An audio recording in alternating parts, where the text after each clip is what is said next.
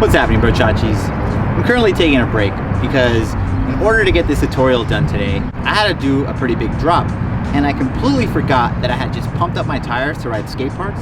So they're currently at like 80 pounds per square inch PSI. Normally when I'm gonna ride street or do drops, I try and keep them somewhere between 60 to 65, somewhere around there. And I just completely forgot. So I came to the skate park, being that cocky that I am, I just sent a pretty big 180 off of this drop without really even just hopping it. Now my wrists are a little sore.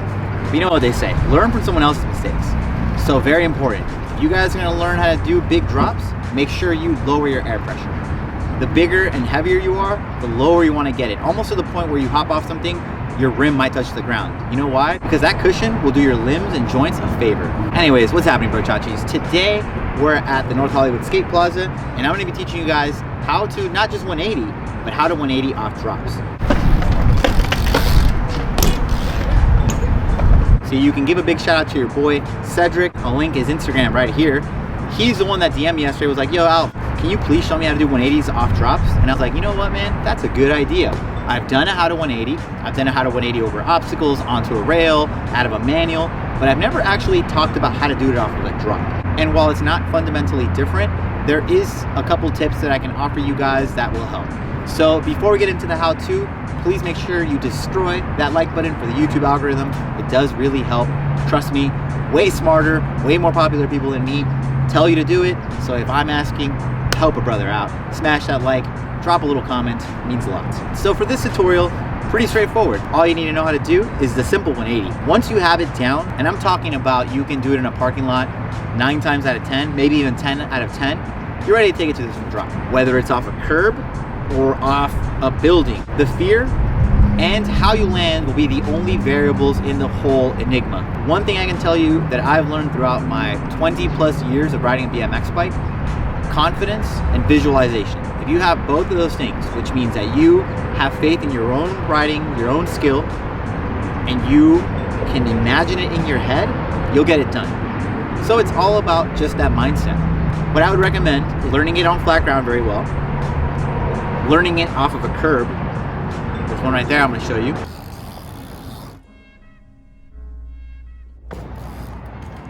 Then taking it to a 2-stair, a 3-stair, a 4-stair, so on and so forth, until you're ready to do big gaps. The only variables that will change are how fast you're going and how lofty the 180 is.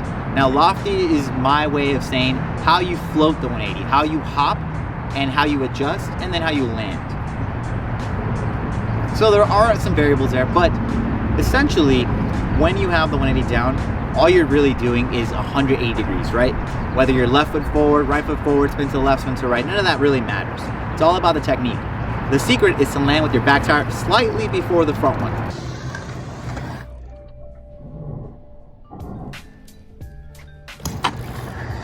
If you accomplish that, it's perfect. But if you land too back tire heavy, if you land with a lot of weight over the front end, that's when your wrists start hurting.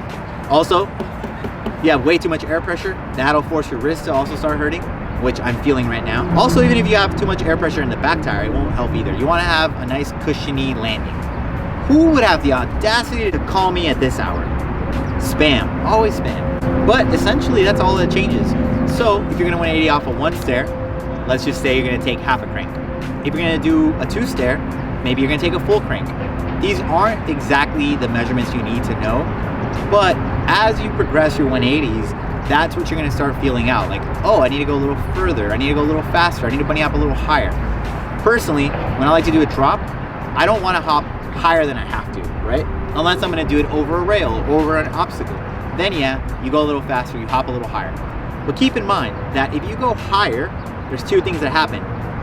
Your momentum is gonna carry upward more than forward more. So since you're going up, you're not gonna go as far. So it'll make you land closer to the obstacle. If you 180 really far and you don't hop high off the ledge at all, that can be better, but also worse. Because then your forward momentum will be very fast, so you have to adjust the way you 180. So there's different little variables and different tweaks you're gonna have to take when you're trying to learn this trick. I did it off just a big drop. There wasn't anything I had to clear, but I like forward momentum. So if you go a little faster than you think you need to, it'll actually carry your weight more forward And that way the impact isn't from just dead on height, because then all the impact will come right down and it'll make you feel heavier. So go fast, go far, and make it look good. You know, you can tuck in there because you have some hang time.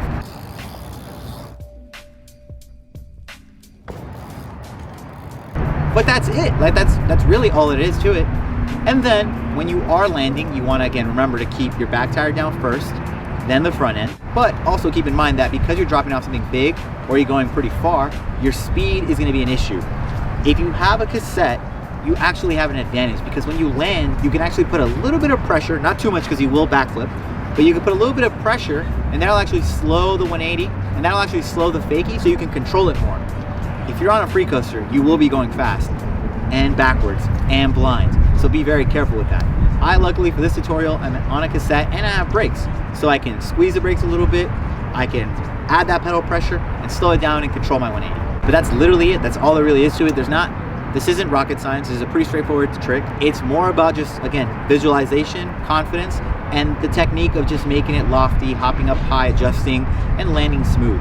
So much so that, look, I'm gonna turn this camera around and I'm gonna 180 this pretty big gap first.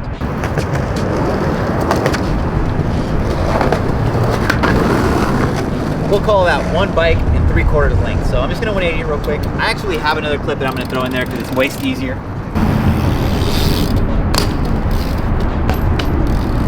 I have a better clip that I'm gonna include here of when I did this and steezed it out and everything.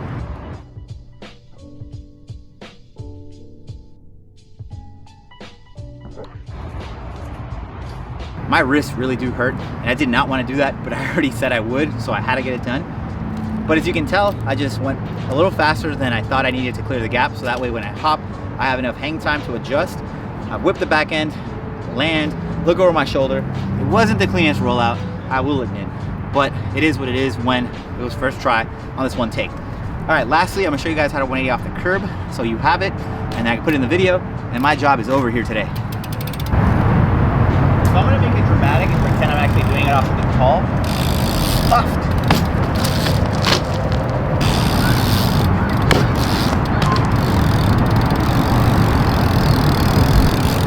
And that's it. That's all you need. I gotta go home. See ya. If you enjoyed this video, please make sure to subscribe to the channel, drop me a like and a little fist or prayer emoji or something to let me know you're out there. As always, thanks so much for watching. See you guys.